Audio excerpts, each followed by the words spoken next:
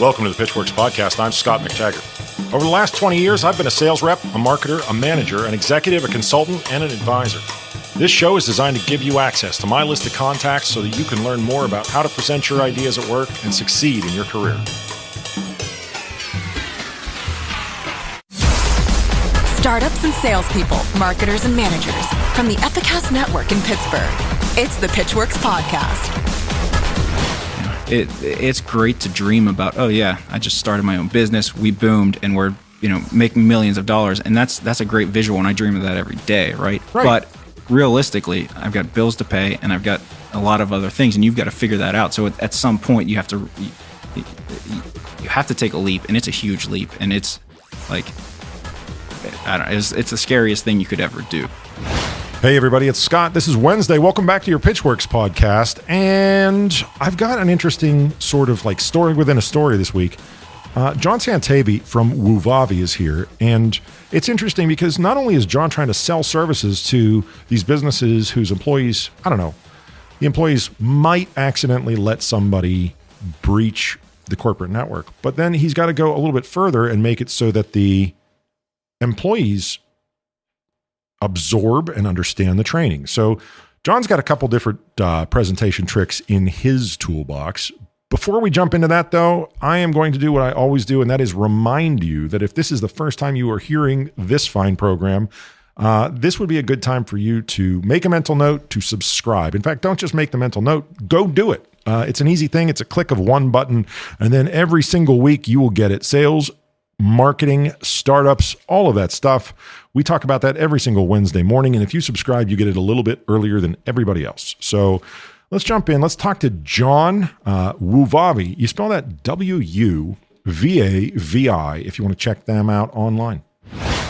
All right, so let's talk to John Santavy. Wuvavi, am I saying that right? Yep, that's perfect. Oh, man, let's not get carried away. Perfect is not, that doesn't usually ever apply. It's better than I say it sometimes. Well, yeah.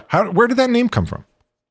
Well, it's an interesting story. We actually started the company as information security education. We ran it under that name for a couple of years, and we did pretty well. But all of our sales were from direct sales and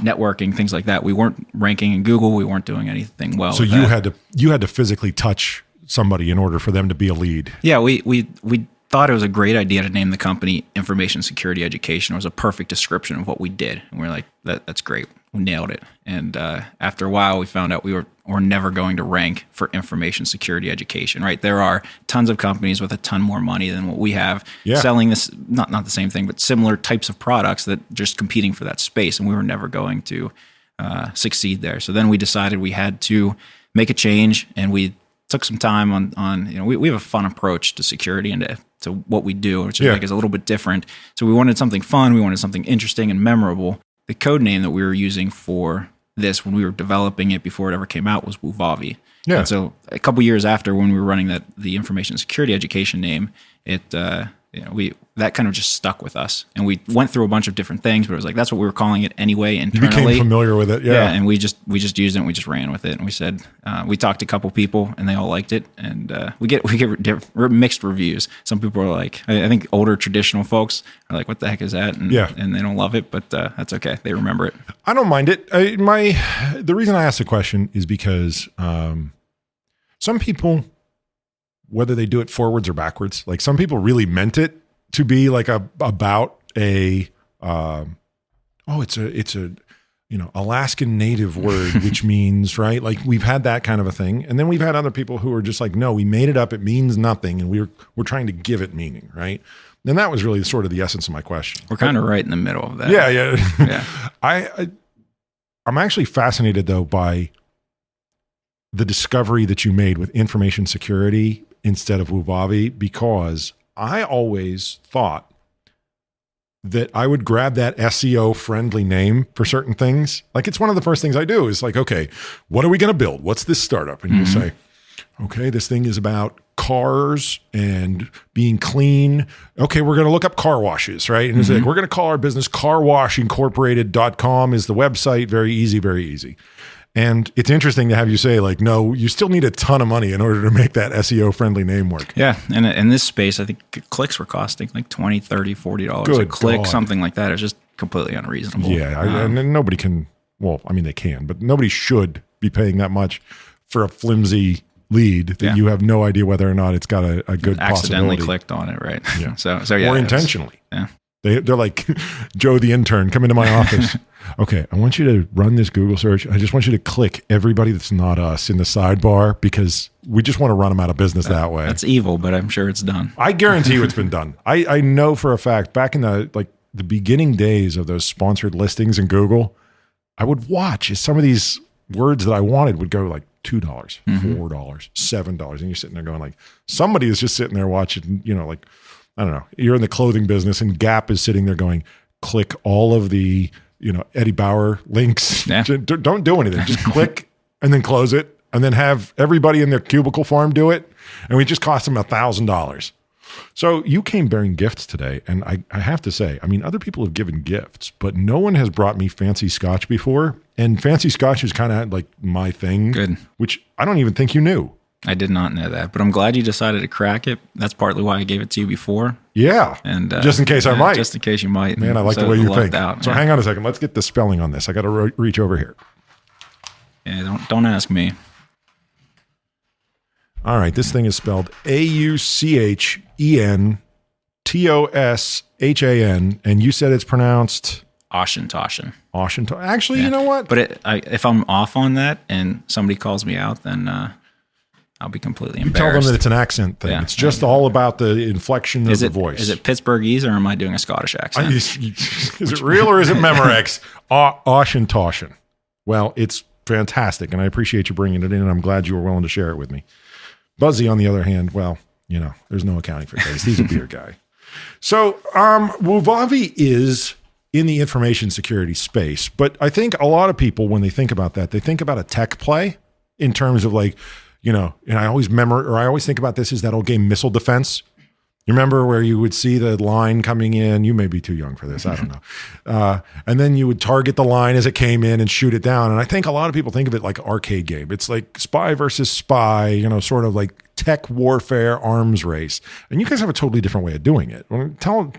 Tell the folks, that are listening what Wuvavi does in terms of information security, kind of help them understand the rest of the conversation. Sure.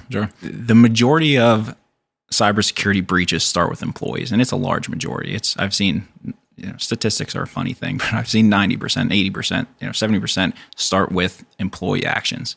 Right.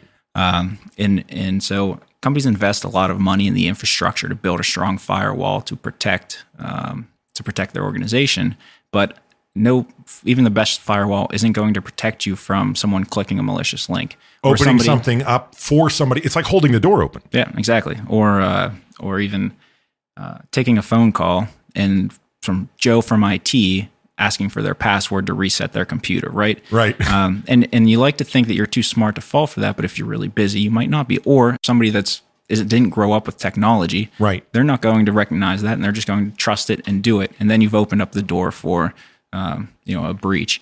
So we take we focus on the employee aspect of security.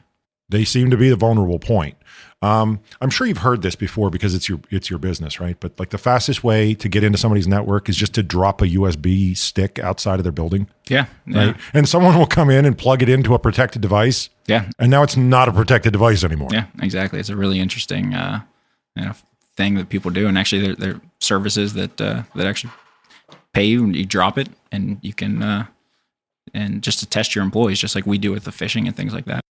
We want to teach employees how to identify potential risks, how to mitigate those risks, report them, and eventually reduce the risk of breaches. But I have to believe those employees don't necessarily love training. No. Right.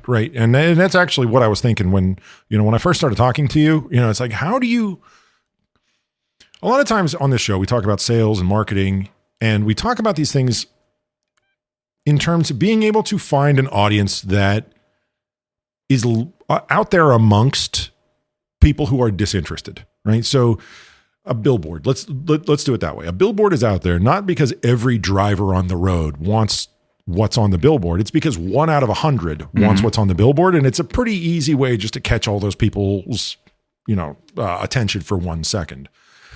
You, on the other hand, have to communicate with an audience that frankly had to be paid to show up there, right? Just because that's what work is. It's like, I didn't show up here because it's my, social club.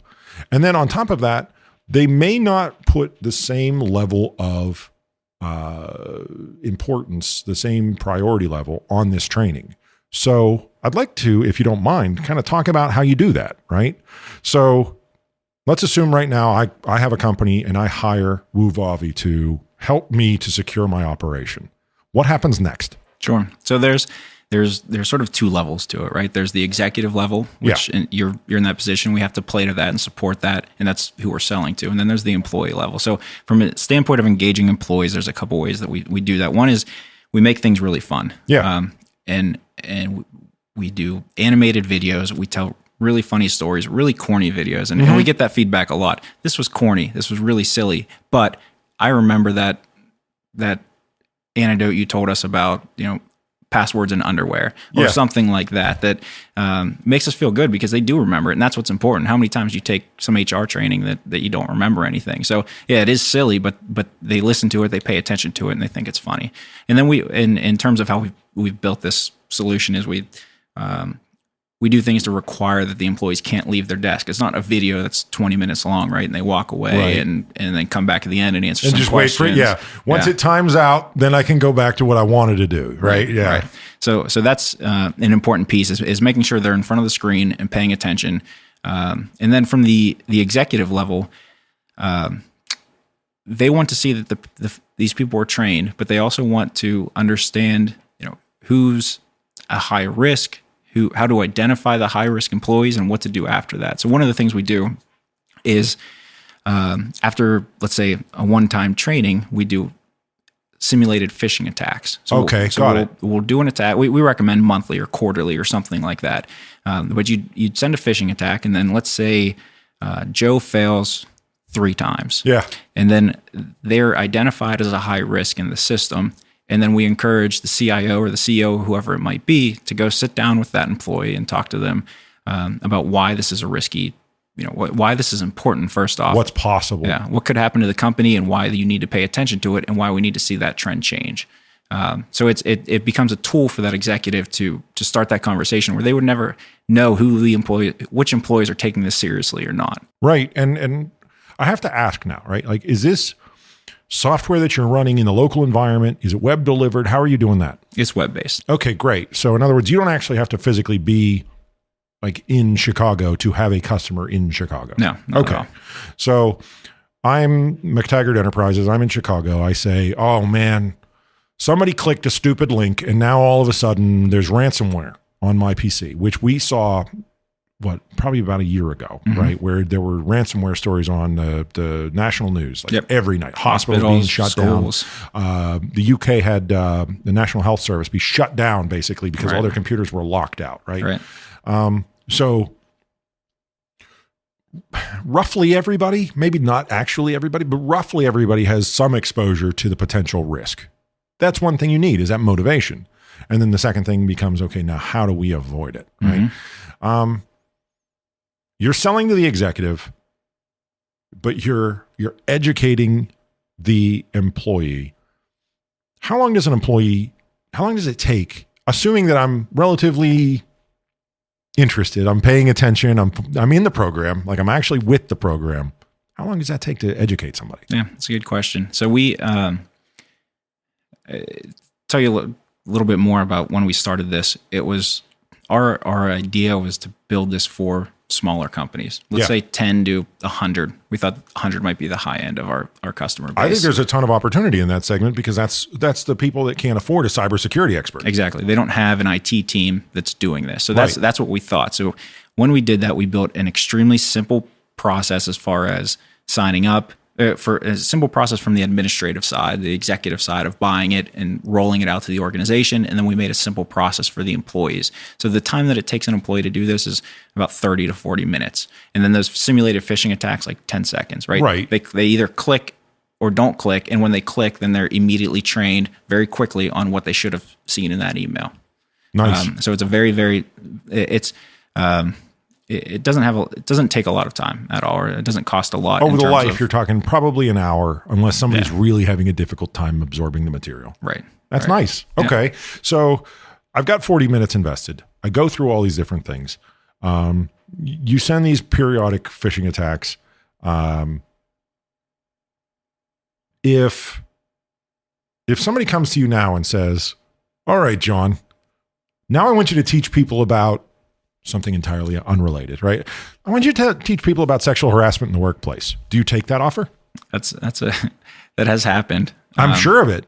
You can go a couple different ways here. Yeah. As the company grows, you can either stay in your lane. Say like, look, we don't have as many customers as we wanted to have, so we're just going to keep marketing. We're just going to keep trying to build who our customers are. Next step, you go, okay, we're going to go from this education on information security thing, and then maybe we're going to offer a deeper one to people that have access to core switches. We're going to have a deeper one to people who have access to core servers, right? And then the third one is completely unrelated education. And it's like, okay, well, this is how you fill out your memos, and this is how you do a timesheet. I mean, obviously these opportunities are presenting themselves now that you're starting to get traction, with like a national, kind of a customer base. So what's behind the next door? Where are you going? Yeah, we have been faced with that in different ways and at different times. Yeah. And so one of our biggest projects came from a large law firm, and they wanted us to do completely custom training. Yeah. And it was an interesting challenge for us. We said, well, that's a big number, right? And we need money, so that's a good thing. Yeah. But that's a different business. That's a services business. It's a creative design type thing, and that's not the business we're in. Okay. So you're definitely sticking with the information security. Well, we needed the money, so we did that type of project. That was information security focused, right? Yeah. That was information security. So we could easily justify the reason we're doing that. It gave us more access to people in that industry, to the CIOs, the executives, and it gave us good. And it's not outside your mission. No, not at all. So we have had other requests for, let's say, sexual harassment training, where we typically turn that down. Yeah. Or we find a way to service them that's not within our company, because we have limited resources and we need to focus 100% on scaling what we have. We have a really good product that we're really happy with, and we need to focus on scaling that, right? We don't want to take somebody's time away to build something that might be worth a couple $1,000s, but it's, that if it takes 2 weeks to do an animation of a video or something like that, that's not worth. Yeah, you really have to look at the total cost of it, not just the short term, the easy math. Right. So how old are you guys now? It's been 3 years, but we've really put the pedal to the metal in the last, let's say, 6 to 12 months, and that's where it's really turned it up. The different partners were working on different projects, right? It's not like we didn't say, this is the idea, drop everything and go. Right. This is obviously going to pay my bills, right? Yeah. We all have families. I just had a 3-month-old, 4-month-old. We all had families. We had high paying jobs. Good, we were on the great career paths.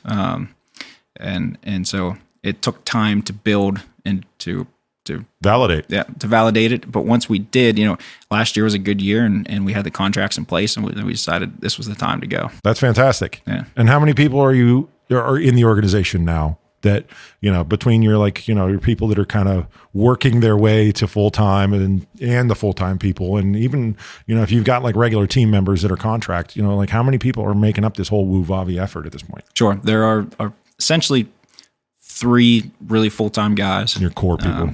And then we have contractors that help support different things. We've built really close relationships, all Pittsburgh-based groups. Nice. I think they're all Pittsburgh-based that help us with certain things that we need to do, or when we're overloaded with other things. Even if they're close to Pittsburgh, they still claim Pittsburgh. Trust me, you're totally safe on that one.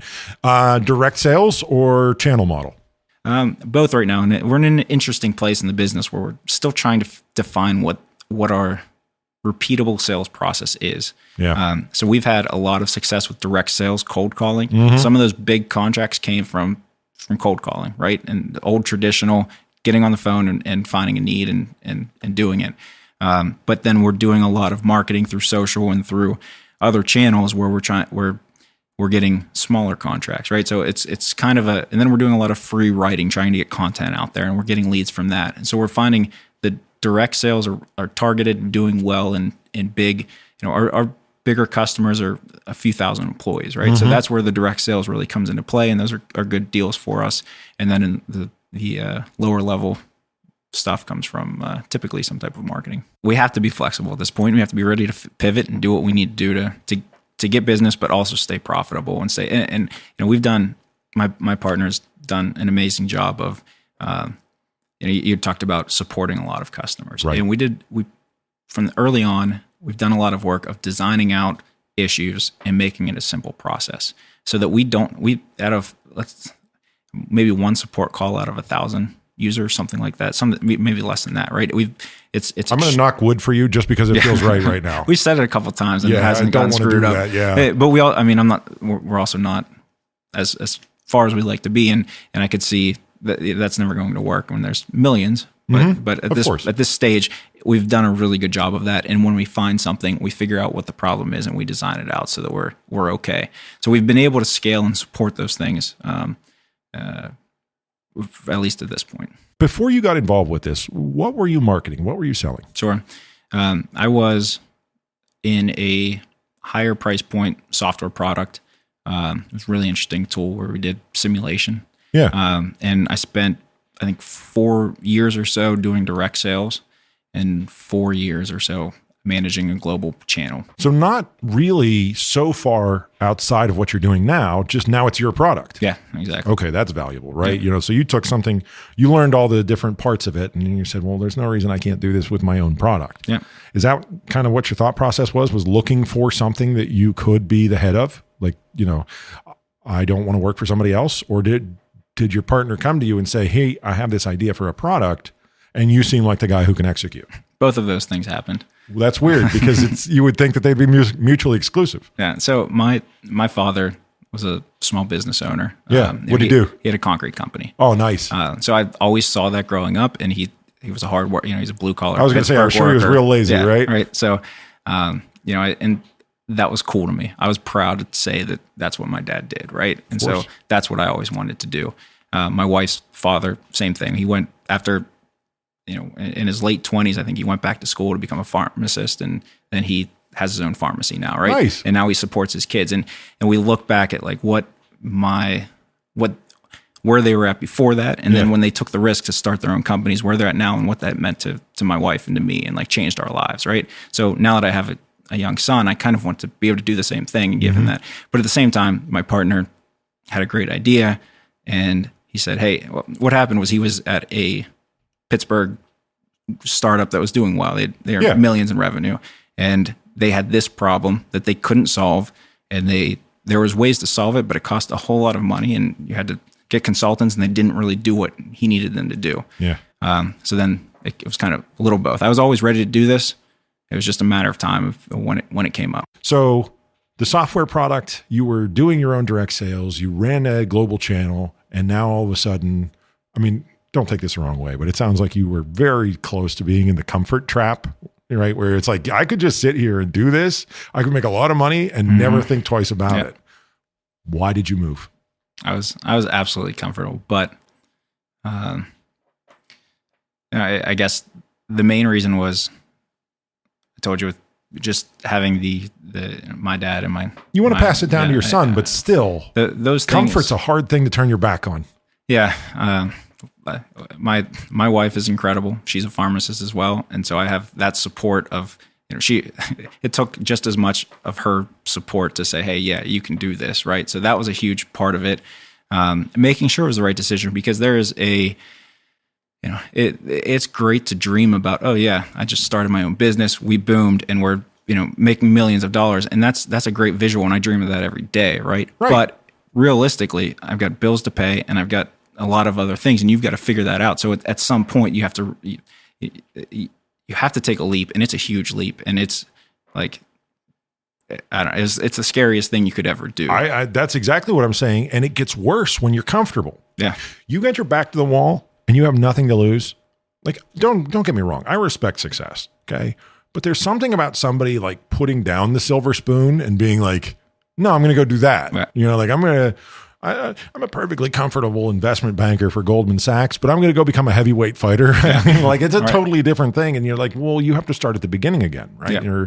Or there's no guarantee of success. Yeah. So you said two things there that actually interest me. I say this a lot. I say the best advice I can give to a young person, and I get this question from time to time, like, what should I do? And I say, if you're going to get married, marry well, right? And if you're not going to marry well, then don't get married at all. Yep. Like if you're going to do it badly, your spouse is a big part of your whole thing, right? Yep. And that can shut you down. And then, the second part of that is that sense of, exactly what you want. Like, again, a lot of people, and I've been in the comfort trap where you sit there, you're like, you know what? I got the 6-figure salary. I got a, company vehicle. I got whatever it is that they've, sort of done to feather your nest to make sure that you don't go anywhere. That's the number one reason why people don't go and do their own thing. Yeah. When you sit in that for so long though, there's a comfort level to it, but there's also, you got 20, 30 more years of doing that, right? Yeah. And yeah, sure, I'll get promoted, I'll get a little bit more money, I'll get a little nicer car, right? And I'll have some people to boss around. No, that's not my goal by any means. No. But That's what people think. The progression, right? And maybe that's cool, but it's not. That is miserable. It's miserable sounding to me. And I think part of the hard thing is when I was growing up, that was a dream for me. Like my dad, I always did concrete, and I think my dad made me do it so that I wouldn't do it right now. So then whenever I was finished school though, I wanted to be a business person. I wanted to fly around the world in business class, and I was doing that, right? I had that, and I was there. And at some point though, you realize like that's not it. I've said this before too, right? It's not gonna be it. If this is making it sucks. Yeah. Absolutely. All of a sudden you realize that making it means having your luggage lost in a city you don't like, right? Yeah. And the worst, and just if you're really passionate about something and not having other people, and I think that's what you get when you're in a big company, right? It's there are people that are really passionate and great, and there's other people that aren't. Yeah. And then when you're trying to constantly fight against the flow and change things, and maybe you're right, maybe you're wrong, maybe you shouldn't be, but still it's like that's what you're trying to do, and it gets frustrating after a while. How old are you now? 30. Yeah. Dude, you're doing great. Thank you. Take the compliment, man. Thank you. That's impressive. I'm impressed on a number of different levels, but again, having that sort of... Is it mostly the scotch though? Oh yeah, for real. And I'm telling you what, I love that stuff too. You made a good pick. You said you found this in Scotland? Yes. That's the place to find it. Yeah. I heard they do good scotch. Vanilla and coconut with clean citrus zest from First Fill bourbon casks. I haven't felt this much like a cake eater all day long. Just saying. So from here on out, right, you decide to scale up. It sounds like the next move is that you want to get to a sales process and then a sales team, right? But what's the ultimate goal? Like, do you want this Wuvavi experiment to be those next 20, 30 years that you were talking about? Like, is that the plan? Or are you not sure and you're just kind of trying to see where this takes you? Sometimes people want this idea of like, I want to keep creating. And sometimes people say, no, I just want to create one thing. Sure. I want to keep learning. And I think that's an important thing. And if that's Wuvavi, and I will be for a very long time, right? Mm-hmm. And I'm building the business that way. And if I'm here for 30 years, that's awesome. Right. Like, if you're still enjoying yourself, it's a trick, right? That's really cool.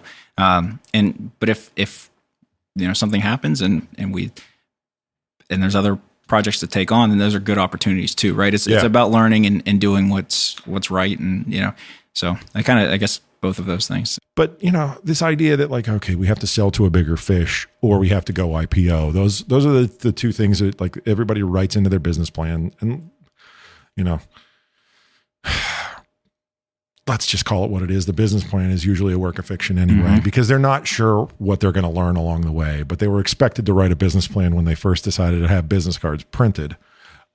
It's interesting to see sort of where people are headed. Yeah. So we put a business plan together and talked to one of our buddies, call it an advisor, whatever you want to call it. Right. He laughed at us, right? He's like, those are nice graphs. Those are nice charts that go up, but it's like, what, that doesn't mean charts anything. That go up. Yeah. So I like your buddy all of a sudden. Yeah. So yeah, I agree completely. All right. I think the scotch is starting to talk. So I think we're going to wrap it up. What do you think? It's fine with me. I say we do that. All right. John Santavy, Wuvavi, teaching people how not to let the bad guys onto the corporate network. Thank you very much for coming in. Yep, thank you, Scott.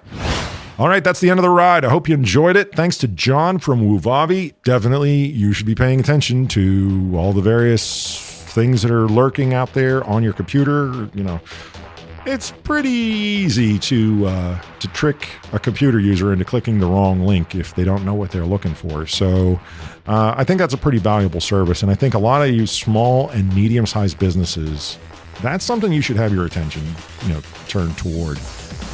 If you're looking for them, find them again at Wuvavi, Wuvavi. Like I said, thanks to John for coming in. That was a very useful conversation.